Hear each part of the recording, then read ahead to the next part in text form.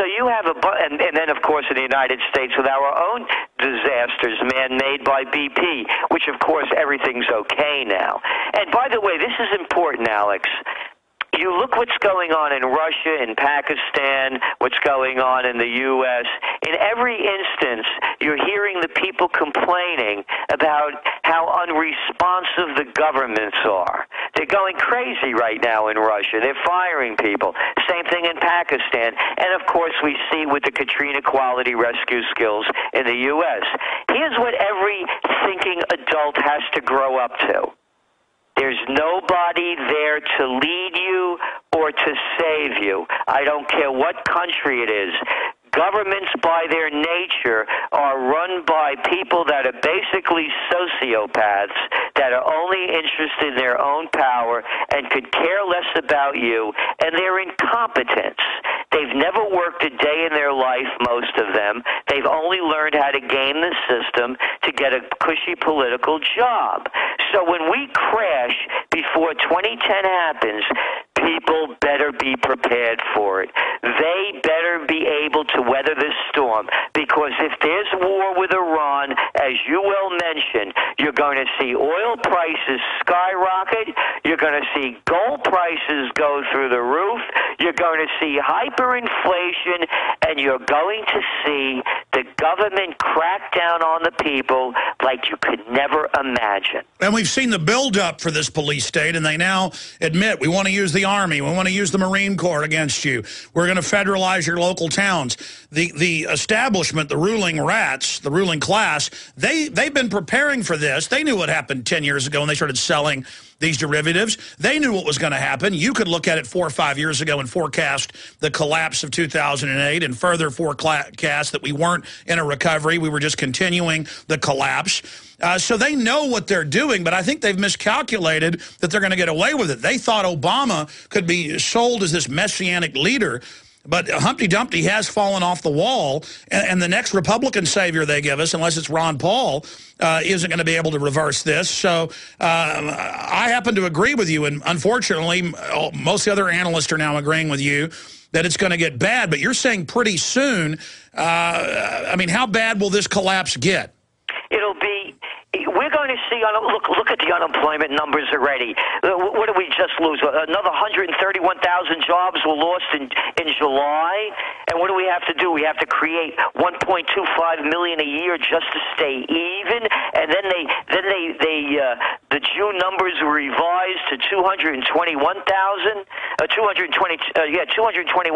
lost from 125,000. They just keep lying, and they say that the unemployment rate's only 9.5%. Yeah, people drop off the list. They're no longer getting unemployment. They're no longer counted. Who can make this up? We're going to see unemployment worse than the Great Depression. We're going to see people that are incapable, unlike the Great Depression, of taking care of themselves.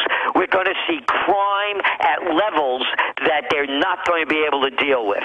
And I hear all of these white shoe boy guys from Harvard, Princeton, Yale, trying to convince the people there's no correlation between people losing everything, having no jobs, losing their houses, and increases in crime. You know, what am I, 6 years old? You talking to me? You know, tell this to some stupid kid in high school. Well, even their economic numbers that are showing things worsening are admittedly cooked. And then for the last year, they said, don't worry, there's no radiation from the naked body scanners, and we're not saving the images, and we don't see your genitals. And now it turns out they got mobile vans with it, federal, state courthouses, the airports. They were saving it all from the beginning and lying.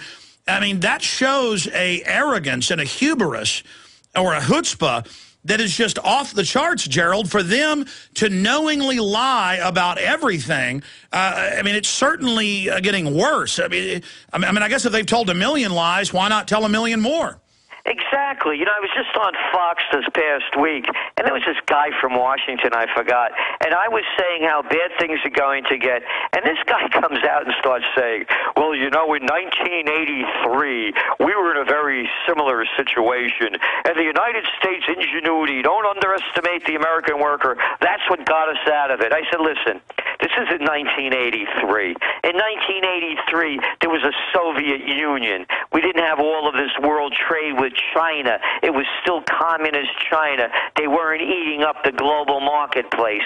These are very different times. And what do we have, Alex? We have a bunch of experts in the past. They keep touting about how brilliant Bernanke is and a scholar of the Great Depression. This isn't the Great Depression. This is 2010. And we have a bunch of incompetents that are leading this nation down the drain, selling it out, and mark my words, they're leading us to war. And whether it's going through Israel or somewhere else, we're going to see war coming soon. And they know that, and they need that as a political diversion, and they know we're bankrupt. They know globalism has decimated our industry. They know this isn't 1983, and they count on the American people laying down and watching Goldman Sachs and J.P. Morgan and Tyson and all these insiders get richer at our expense. But we see the major political realignment taking place. Everything you've predicted now unfolding. We're going to come back with Gerald Celente and hear your questions, your comments for our guest. I'm Alex Jones. This is the GCN Radio Network, GCNlive.com. Stay with us. Got some other news we'll be talking about before he leaves us with Gerald Celente, the top trends forecaster. Right now, let's go to your phone calls. Brian in Tennessee, you're on the air with our guest. Go ahead. Hi, Alex. Hello, Mr. Celente. Hello, Brian. I've got about 3 points I want to touch on real quick. The first two, I want to talk to Mr. Celente, and Alex, I want to talk to you about the Constitution. That's the last point being my most important, so don't let me go too quickly. But Mr. Celente, I was wanting to talk to you about the illegal immigration problem, the 30 million illegals in this country that are working, many of which are getting paid under the table, that are not on record with the IRS. They're not getting taxed for their labor. I want to ask you, sir, do you think that would be a large percentage added to our unemployment rate if we knew how many millions of these illegals were working and getting paid under the table? How far up do you think that? And let me throw this caveat into the question. They're enforcing on lemonade stands and car washes for 4 cents, but the illegals are basically left alone. So that's kind of a quasi-legal black market via selective enforcement. And the illegals can come here and have their baby here and have it paid for by taxpayers. At one hospital in Dallas this year, 11,071 babies born to be illegals who become citizens. And most of the births, it was free, paid for by tax money. That's the Dallas Morning News. Gerald, your comments on that? Well, you know, obviously that we just don't have the jobs to support all these illegal immigrants. And this is a global issue, by the way. You name the country, France, Italy, Spain, every country is facing this huge problem of trying to get rid of illegal aliens. And by the way, this is old news to us. We wrote in Trends 2000, I wrote that book in 1996, about the huge illegal alien problem that was going to confront the United States. And there was a whole story about migration being a threat to global stability. And here's the key in all this. Do you know who encouraged it? Try people like the National Association of Manufacturers. Try people like Microsoft. It was all of these people that encouraged the opening of our borders to bring in cheap labor to keep wages down so their profits could go up. Period. Paragraph. It has nothing to do with human rights. It has nothing to do with being compassionate. It had to do with the bottom line. We saw the problem coming. We wrote about it, and once again, you know, it's a question between, when you look at the mainstream media, political correctness and pettiness. And that's the way they treat these issues. And they're using these domestic groups as a political army, predominantly from Mexico, where they're pulling down American flags in public, making kids, including Hispanic kids, go home from San Francisco schools that wear American flags. And we've now got an Infowars.com story. Bill and Melinda Gates Foundation gave millions to La Raza, including $600,000 just in one gift, $6,661,000 in another gift to literally fund the breakdown of this country. And now we go bankrupt. They're laying off the police. The hospitals are going bankrupt. Every day I see it. And we're told, you don't want government-run health care? You're a racist. You don't want to pay for people's free babies? I don't get to go. Every time I've had 3 children, I pay money. I pay a lot of money. I mean, this isn't fair, Gerald. Here's from Trends 2000. Again, this is 1995 I wrote this. 77% of the people surveyed in a 1994 Times CNN poll felt that governments were not doing enough to keep out illegal immigrants.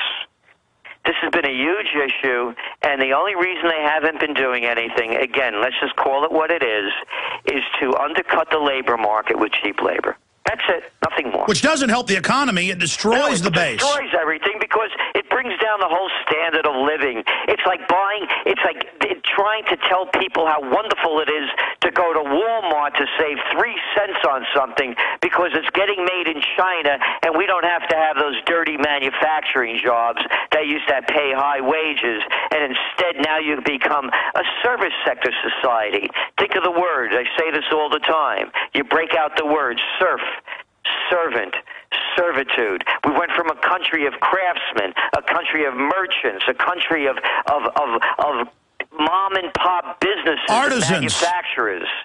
And now look what we become: cashiers, shelf stockers, and clerks. Brian, I got to move quick. What was your other point? Because we got to go to break. We'll come back and answer it. Well, I want to. I had 2 points. Is that okay? No, go. Okay, all right. 1 point. I just want to say that I admire Joseph for bringing up the Constitution because the only way that we're going to defeat it's not big government. Everybody knows that the secret societies like the Illuminati have run this world since ancient Egypt. That the only way that we can defeat them is through the 9th and 10th Amendment. Americans have to be educated about the 9th and 10th because in the 9th it says that your rights are permanent. They cannot be taken away because executive. Hey, I hear you, Brian. We're on the march. The empire's on the run. Alex Jones and the GCN Radio Network. Defending the Republic from enemies, foreign and domestic. It's Alex Jones.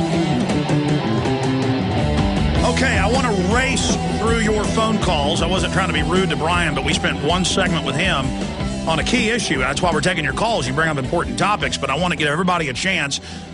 Michelle, Michael, Jeff, Kelly, John, and others. The toll-free number to join us is 1-800-259-9231.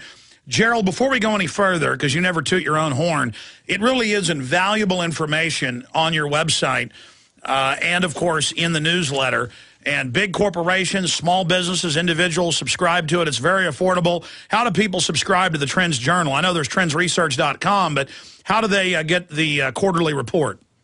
Well, they go to our Trends Journal login, and they have all the information there. And I want to make this very clear. We make the Trends Journal available to virtually everyone, regardless. We know a lot of people are having very difficult times. So there's a discount request form for all those that are having a difficult time. Because what we're facing here, Alex, is that the Trends Journal, as you well know, it's not about fear. It's about empowerment. So what we do is we have trend posts, suggestions to take, directions to go. And right now, people really have to start thinking in those terms. And particularly, all these kids that got out of college that are deep in debt, that are never going to be able to pay it off by declaring bankruptcy because they're not allowed to. What direction they need to go in now to really secure their future. And they have to get out of their houses. They have to start breaking the strings from their parents and really moving out on their own. And what we see is there's a great opportunity now to rejuvenate this country. You can buy houses in major cities that aren't Detroit's, that are in much better shape for virtually what you can buy a used car for. And now is the time to start getting out on your own. But also, as I hear that getoffthegrid.com, those kind of things and actions to take. So the Trends Journal is an overview of what's going on and how you can prepare for the future before it hits you.